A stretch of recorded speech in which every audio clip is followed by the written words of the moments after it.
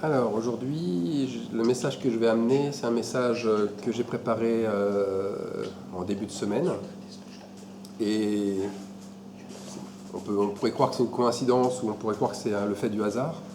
Moi, je crois que c'est l'inspiration du Seigneur, parce qu'il va totalement en fait dans ce qu'on vit actuellement, aussi bien, je crois, dans notre groupe, mais aussi dans ce qui se passe dans le monde, et plus particulièrement en France en ce moment. Alors la France, elle est aujourd'hui en guerre. C'est pas un scoop, hein, malheureusement. C'est une guerre qui est terroriste. Et cette guerre est orchestrée par cette corne de la bête qui est l'esprit de l'Égypte. J'en avais parlé la semaine dernière. Mais c'est un peu l'arbre qui cache la forêt. La guerre a été menée bien avant en France, d'abord contre Jésus-Christ. Il a été chassé par les guerres de religion, en premier, ensuite par les massacres et l'extradition des protestants. Aujourd'hui, il est chassé des églises, il est chassé des manuels scolaires, il est chassé du vocabulaire courant, il est chassé de la majorité des Français, qui se glorifient en fait d'être des laïcs, c'est-à-dire accepter toutes les religions, mais en acceptant les religions, on a rejeté l'homme qui s'est sacrifié pour eux, le seul homme qui peut les sauver. Mais les choses vont plus loin. Les choses vont plus loin. Je suis toujours étonné, pour ne pas dire stupéfait, de voir sur le net des accusations incroyables qui sont faites sur la personne même de Jésus-Christ, de Jésus de Nazareth. Il aurait eu, pour certains, les mêmes pensées que celles des djihadistes. Les mêmes pensées que celles des djihadistes aujourd'hui. Alors Jésus serait-il un tortionnaire? Serait-il un égorgeur, pour employer des mots qui sont durs et qui choquent? Le Jésus d'amour, le Jésus rempli d'amour, ne serait-il pas venu pour sauver, mais pour condamner? Luc 19, 27 nous dit même qu'il aurait dit, et ça on lit ça dans la version liturgique, « Quant à mes ennemis, amenez-les ici et égorgez-les devant moi. » D'ailleurs, le Fils de Dieu insiste bien sur le fait de n'être pas venu apporter la paix, mais l'épée, la violence, le combat, la division. Voyez les preuves accablantes de son manque d'amour. Alors il faut dire aussi que le contexte actuel, avec hier et avant-hier les 129 morts et les 352 blessés des attentats de Paris, ça va plutôt dans le sens d'un Dieu vengeur, d'un Dieu qui ne fait pas de détails. Ça c'est un peu l'idée qui en émane un petit peu de toutes ces pensées. Or, tous ces accusateurs, bien sûr, sortent les versets de leur contexte pour montrer en fait que leur cœur, l'état de leur cœur. On peut tout dire et faire tout dire à la Bible. On peut tout y interpréter de mille manières. D'ailleurs, la Bible est faite en grande partie pour cela. Beaucoup de choses restent cachées dans la Bible. Certains versets sont formulés en paraboles, la parabole du pharisien et du publicain, que l'on connaît, ou que l'on trouve dans l'évangile de Luc, au chapitre 18, au verset 9. Jésus en donne l'objectif. Il dit encore cette parabole en vue de certaines personnes, se persuadant qu'elles étaient justes et ne faisant aucun cas des autres. Alors il y a d'autres versets qui ne renvoient pas à des paraboles, mais qui renvoient à des visions dans le livre de Daniel par exemple, où on voit des animaux avec plusieurs têtes, plusieurs cornes, où on voit des statues mélangées d'or, mélangées de bronze, de fer, d'argile, qui s'écroulent. On voit aussi dans le livre de l'Apocalypse une femme qui accouche dans un désert avec un dragon qui est prêt à dévorer son enfant. Il y a d'autres versets qui renvoient à des mystères. On a des mystères et des énigmes aussi. On peut lire dans Apocalypse, dans le chapitre 8, où on sait qu'à l'ouverture d'un 7e sceau, il y a un silence d'environ une demi-heure dans le ciel. Alors quel est le but de tout cela? Quel est le but de ces mystères? Quel est le but de ces visions, des paraboles? Ce qui est clair, c'est que Jésus ne s'adresse pas à une personne en tant que telle, mais elle s'adresse bien à son cœur, c'est-à-dire à son propre être intérieur. Et plutôt que d'affronter directement au risque de braquer la personne, il utilise des images, il utilise des métaphores, des récits, des mystères pour provoquer l'imagination. L'intérêt est décuplé. La personne s'en souviendra.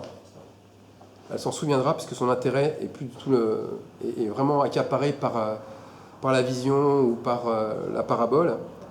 Et la personne s'en souviendra et trouvera à l'occasion du sens à cela. Alors c'est vrai, la Bible est un miroir pour le lecteur. Elle dévoile les pensées les plus profondes de son propre cœur. Or, l'être intérieur est complexe. Il est contradictoire, capable du meilleur comme du pire, car il est toujours ballotté par des désirs inassouvis, des passions qui sont tout le temps dévorantes. Blaise Pascal avait une adage que l'on emploie encore aujourd'hui: le cœur a ses raisons que la raison ne connaît pas. Pour dire qu'en fait, on ne contrôle pas son cœur. Et voilà, ça a ses raisons. Alors, un cœur dur, non repentant, qui est rempli d'amertume, qui est rempli de manque de pardon, il verra un livre bourré d'histoires, de guerres et de conflits. Une lutte sans merci entre le bien et le mal. Un Dieu de l'ancienne alliance qui est cruel, qui anéantit tous ses ennemis après les avoir châtiés par la peste ou par la lèpre.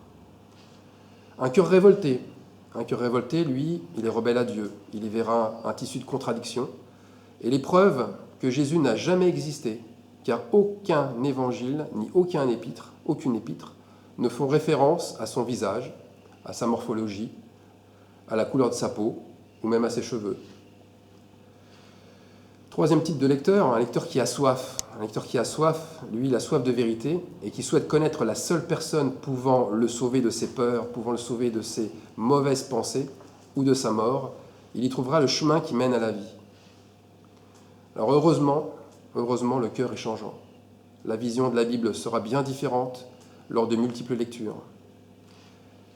Pour ma part, moi, la première fois que j'ai lu la Bible, que je l'ai eue entre les mains en tout cas, et je n'y ai vu qu'un récit de contes et de légendes. Jésus faisait des miracles, c'était pour moi Aladin qui frottait sa lampe magique. Difficile à croire. Hein. Ma deuxième expérience n'eut rien à voir. Je dévorais les versets les uns après les autres, car je me voyais moi-même vivre à l'intérieur. Ma vie, mes possibilités me sautaient aux yeux. Je m'identifiais au personnage comme faisant partie de mon histoire, de ma propre histoire. Une impression exaltante que Jésus me parlait à moi, directement, personnellement.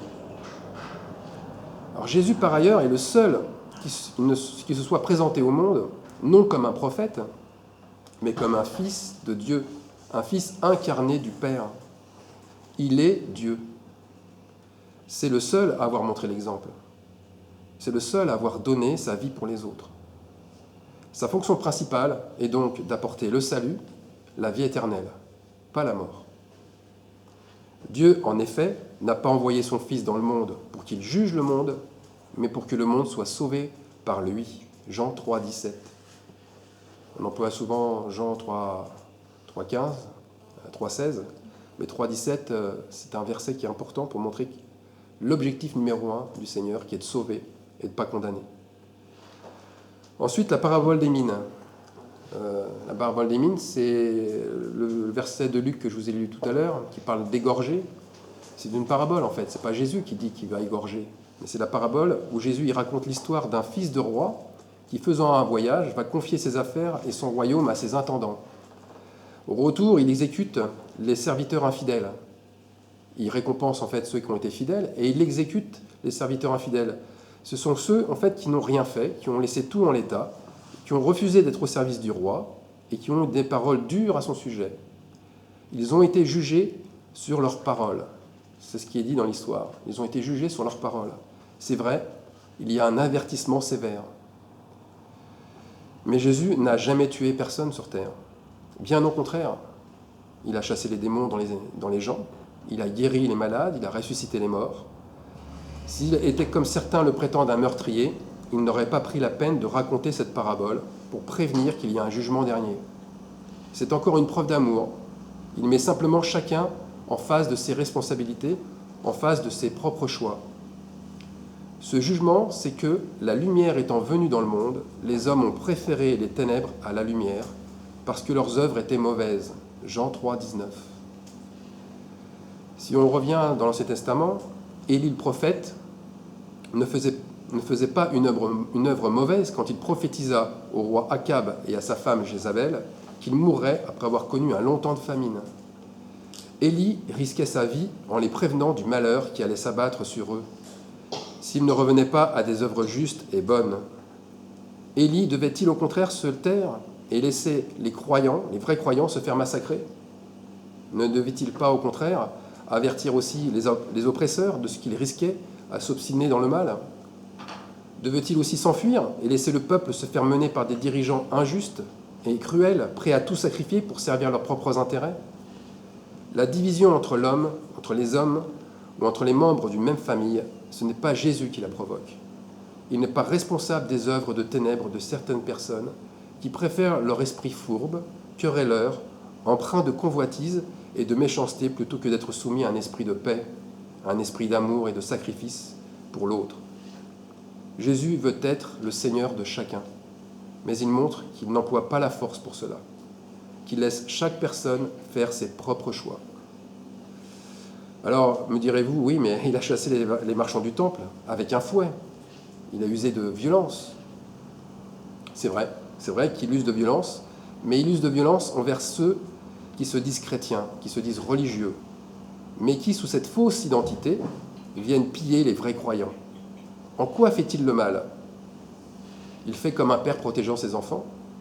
Pour employer une image qui choque, mais c'est une image d'actualité, il chasse les pédophiles loin de sa famille. Alors c'est vrai, Jésus n'est jamais décrit physiquement. Dans aucun verset, dans le Nouveau Testament comme dans l'Ancien, on ne le voit pas, on ne voit pas de description physique. Et ce manque pourrait laisser croire à une invention ou à un faux témoignage. Mais là aussi, y a-t-il une raison? Dieu a décidé de se montrer toujours voilé. Il protège ainsi l'homme de l'idolâtrie, qui est son premier péché, son premier objet d'égarement. Regardez les idoles de nos enfants. Nous sommes les premiers, nous parents, à trouver qu'ils ne prennent que l'apparence la moins significative. Ils copient la tenue vestimentaire de leur chanteur ou de leur chanteuse préférée, les gestes, ils copient les tics de langage. Le moindre signe de rébellion contre l'autorité, ça vous pouvez être sûr, ça va être pris et manifesté. Malheureusement, s'il y a un trait de caractère positif et inspirant dans ce chanteur ou cette chanteuse, il ne le voit pas. En tout cas, il ne le voit pas comme essentiel.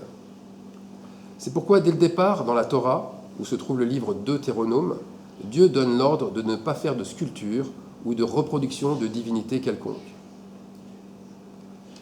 En fait, son vrai visage, c'est moi son enfant. Et ces enfants qui deviennent des fils en tant que responsables forment ensemble son visage. L'adoption, en tant que fils adopté par le Père, consiste à prendre le visage de Dieu. C'est en cela que l'adoption est une chose importante, c'est qu'on change de nature. On parle toujours, on va pas prendre on change de nature, on n'a plus la nature humaine, on prend la nature divine. Mais cette nature divine, elle se fait dans le visage de Dieu. Nous sommes, nous, réunis, adoptés, pas seulement fils de Dieu adoptés, mais aussi visage de Dieu, manifesté. Quand nous le rencontrons, comme nous rencontrons une autre personne, son esprit nous conduit et nous le rendons visible par notre corps. C'est pourquoi il faut prendre soin de nous-mêmes, car nous sommes la partie visible du Seigneur. Notre corps n'est-il pas son temple? Il n'y a pas d'autre main que les nôtres, mais il n'a pas d'autre visage que le nôtre aussi.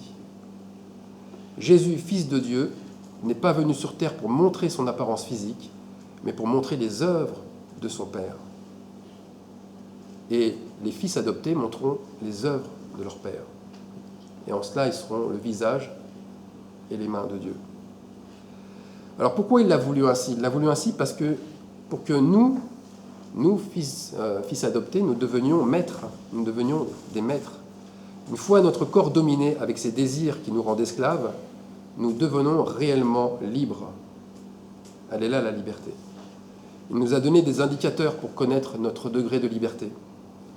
Si nous sommes querelleurs, accusateurs, médisants, remplis d'amertume, remplis de haine, de convoitise, mais aussi de peur, si nous sommes stressés, attirés par l'argent, par les honneurs, par la gloire ou le sexe, c'est que les murs de notre prison sont bien solidement ancrés. Par contre, si nous ne restons pas dans un conflit, si nous recherchons la paix avec tous autant que possible, nous réconciliant avec ceux qui nous ont fait du tort, pardonnant, recherchant l'intérêt de l'autre et non le nôtre, alors nous sommes des êtres libres. Cette liberté, Christ est venu nous l'apporter il y a plus de 2000 ans. il s'est sacrifié pour que son esprit vive en nous. Malheureusement, même un croyant peut connaître la prison. Un croyant, s'il laisse de mauvaises pensées le dominer, ses combats ne cesseront de le fatiguer, de l'amoindrir, de le décourager. Plus il laissera de portes ouvertes sur le mal, plus il se sentira attaqué par les démons. Plus il réglera, au contraire, rapidement et en profondeur les situations conflictuelles, plus il se sentira dans la paix et libre. La réconciliation est la seule porte ouverte vers la liberté. Il n'y en a pas d'autre. Lors de la réconciliation, Joseph nous a donné l'attitude type. Joseph devant ses frères. Il a une attitude exemplaire en 5 points. Et il nous donne la direction à prendre. Et cette direction, les 5 points, je vais vous les donner. Premier point, ne prenons pas plaisir devant la souffrance de l'autre pendant la réconciliation. Ne rappelons pas le passé, deuxième point. Troisième point, n'exigeons pas des excuses. Quatrième point, ne cherchons pas à surenchérir pour montrer que nous avons raison, que nous sommes dans notre droit, ou pour montrer les torts de l'autre. Et enfin, cinquième point, la réconciliation n'est pas une vengeance. Elle n'est pas non plus une démonstration de ce qui est vrai ou de ce qui est faux. Elle demande donc de l'humilité de celui qui cherche la paix avant tout. Alors c'est vrai, nous vivons une époque qui est trouble, où chacun cherche sa propre justice. On veut que les fautifs soient punis. Alors on dénonce, et à tour de bras. L'esprit de délation a établi son règne sur la planète. Nous assistons à scandale sur scandale, dans tous les milieux, dans tous les pays. Mais Jésus nous dit, ne soyez pas un objet de scandale. Soyons sans reproche et évitons de causer en toute chose la chute de qui que ce soit. 2 Corinthiens 6, 3. Certains disent de Jésus qu'il avait lui aussi des ennemis. Alors c'est vrai, bien sûr qu'il avait des ennemis. Il le savait dès le départ, puisque Judas allait le livrer pour le mettre à mort. L'a-t-il chassé pour autant? L'a-t-il dénoncé? L'a-t-il insulté, maltraité pour ses fautes? L'a-t-il humilié en exigeant des excuses publiques? Non.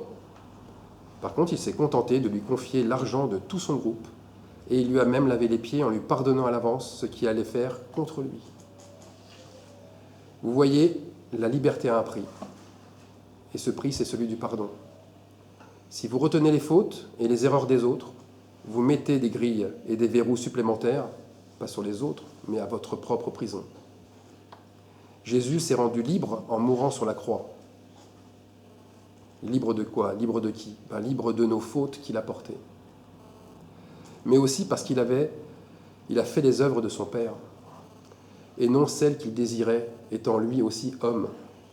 C'est pourquoi il a prié, étant un homme, comme nous, il était un homme, et il a prié, « Mon Père, s'il est possible que cette coupe s'éloigne de moi. » Mais il a été repris par Dieu, parce qu'il est Dieu, et sa responsabilité aussi en tant que transmetteur justement du message de Dieu et de son amour.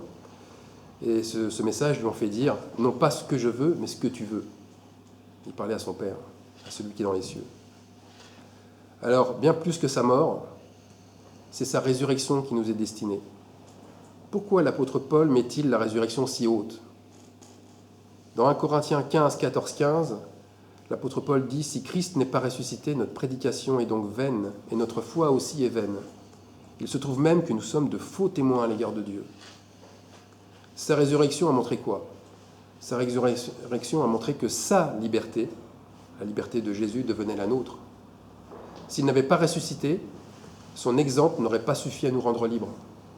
L'acte aurait été merveilleux, extraordinaire, mais sans lendemain pour l'humanité. Pourquoi a-t-il dit qu'il était plus avantageux pour nous qu'il s'en aille? Car il l'a proclamé bien souvent et bien des fois, « Après 3 jours, je ressusciterai ».